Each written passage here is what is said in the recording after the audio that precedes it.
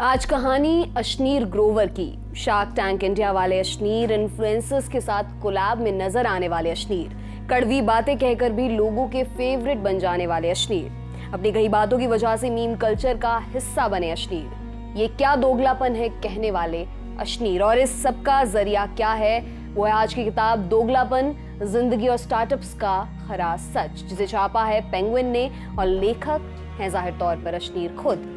आज होंगे उन्हीं के किस्से।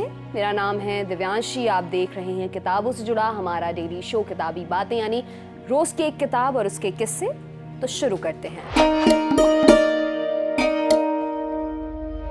अशनीर ग्रोवर एक दफा मौत के मुंह से बाल बाल बचे थे। हुआ यूं कि मुंबई के एक दौरे में उन्होंने सोचा कि वो इस शहर का कुछ जायका चखें। उन्होंने मालवीय नगर के अपने बचपन के दोस्तों और पड़ोसियों में से एक मानसी कोहली को फोन किया। मानसी मुंबई में रहती थी और अशनीर ने उन्हें और उनके पति को ताज होटल के ठीक पीछे कोलाबा में खान चाचा नाम के एक फूड जॉइंट पर मशहूर चिकन रोल खाने का न्योता दिया। हालांकि आखिरी पलों में मानसी अपने दफ्तर के किसी काम में अटक गईं और उन्होंने अशनीर को बता दिया कि वो नहीं आ पाएंगी। उस वक्त तक अशनीर एक कैब में मरीन ड्राइव पर क्लब ग्राउंड पार करके कोलाबा की तरफ बढ़ रहे थे। अचानक ही उनकी साली ने कॉल करके उनसे पूछा कि वो कहाँ हैं। उन्होंने अशनीर को बताया कि दक्षिणी मुंबई में शूट आउट की खबरें आ रही हैं। उन्होंने ही अशनीर को सलाह दी कि उन्हें किसी सुरक्षित इलाके की तरफ जाना चाहिए। ये सुनते ही अशनीर ने चौपाटी से यू टर्न लिया और दादर में अपने साथ काम करने वाले शैलेश राठी के घर की तरफ चल पड़े। अशनीर जिस वक्त तक उनके घर पहुंचे, सारे न्यूज़ चैनल्स पर ताज होटल पर हमले की डराने वाली खबरें चलने लगी थीं। अशनीर लिखते हैं कि अगर किस्मत ने उनके लिए कुछ और नहीं सोच रखा होता तो इस मौत और ध्वंस के मैदान में वो बिल्कुल बीच में फंस सकते थे। अशनीर ने आखिरी चैप्टर तक आते आते ऐसी बातें कही हैं जिनके बारे में वो खुद मानते हैं कि इससे वो हमलों की जद में आ सकते हैं।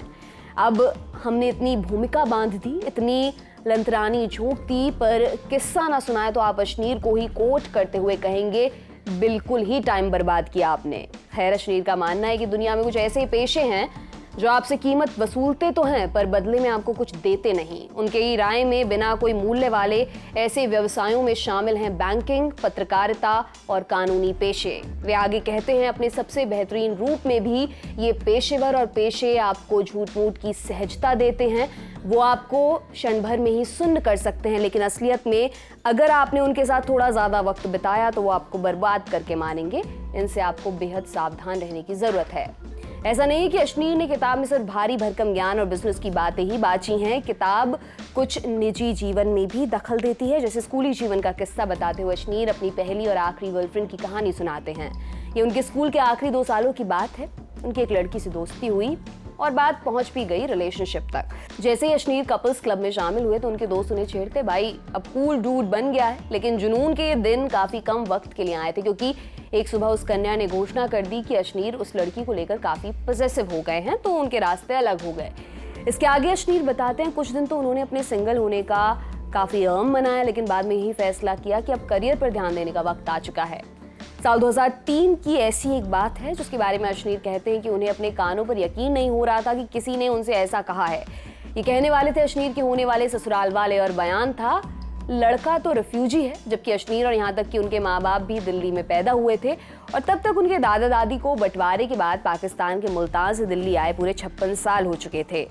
अशनीर यहाँ एक कड़वा अनुभव दर्ज करते हुए बताते हैं कि उनके ससुराल वालों की तरफ से कोई ऐसी खोजी हुई नई सच्चाई नहीं थी, बल्कि ये एक नौकरीशुदा वर्ग के पंजाबी को उसकी हैसियत दिखाने का तरीका था जिसने उनके परिवार की सबसे प्यारी बेटी का दिल चुरा लिया था। और तलब है कि दोनों के समुदाय अलग अलग थे। अशनीर को हम सबने शार्क टैंक शो से जाना था, तो न्याय तो यही था कि हमें इसके कुछ किस्से मिलते और मिले भी। किताब में एक पूरा चैप्टर शार्क टैंक इंडिया पर है। इसके बारे में अशनीर बताते हैं कि उनके शुरुआती एंजल इन्वेस्टर्स में से एक वेंचर कैटलिस्ट थे जो शार्क के एक पैनल की पहचान करने के लिए शार्क टैंक इंडिया में टीम की सहायता कर रहे थे।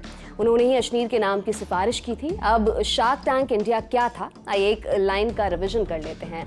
शार्क टैंक इंडिया एक लोकप्रिय शो था जिसे शार्क टैंक यूएस की तर्ज पर बनाया गया था। इसमें इन्वेस्टर्स या शार्क्स, कुल मिलाकर वो लोग जिनके पास बहुत पैसा होता है, उन्हें ऐसे कारोबारी पिच करते हैं जिन्हें फंडिंग की तलाश है। आम धारणा है कि रियलिटी शो में सब कुछ स्क्रिप्टेड होता है, लेकिन बकौल अशनीर शार्क टैंक में कुछ भी स्क्रिप्टेड नहीं था, यानी पहले से फिक्स नहीं था। अशनीर बताते कि उन्हें ये भी नहीं पता होता था कि कौन से दिन कितनी पिचेस आ रही हैं या कौन सी कंपनियां पिच कर रही हैं। शार्क टैंक की हर हफ्ते वीकेंड समेत 3 दिन की शूटिंग हुआ करती थी।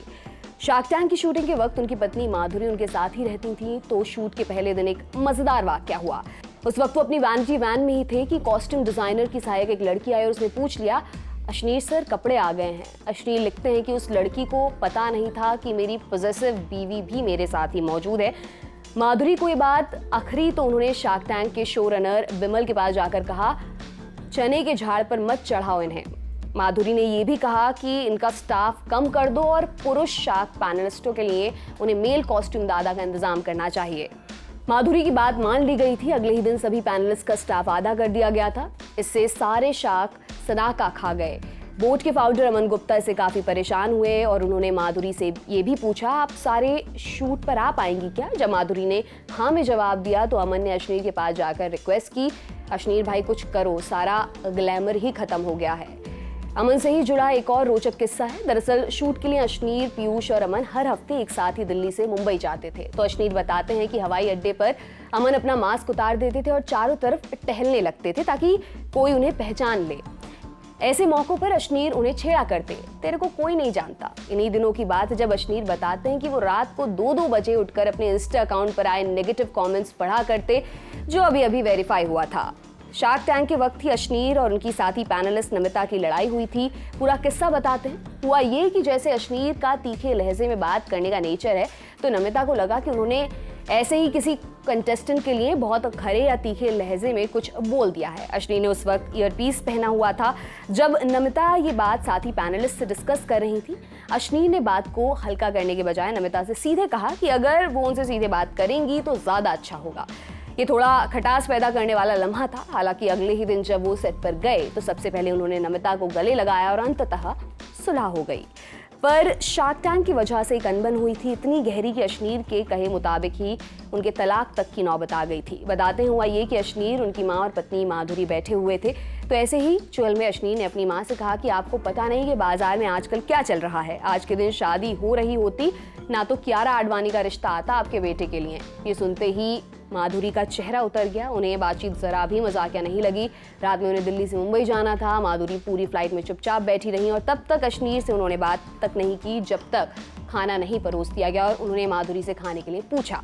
अश्नीर का इतना पूछना था कि माधुरी के सब्र का बांध टूट गया। वो गहने उतारने लगी और भड़क कर बोली, तुम्हें कियारा आडवाणी से शादी करनी है? अश्नीर हक्के बक्के रह गए। अगले आधे घंटे तक उन्होंने अश्नीर को खूब खरी खोटी सुनाई कि जब उन्होंने शादी की थी तब वो कुछ भी नहीं थे। इस बीच अश्नीर हाथ फैलाए बैठे रहे और उन गहनों को पकड़े रहे जो उनकी पत्नी ने उन पर देखे बगैर फेंके थे। ध्यान रहे ये सब फ्लाइट में हो रहा था।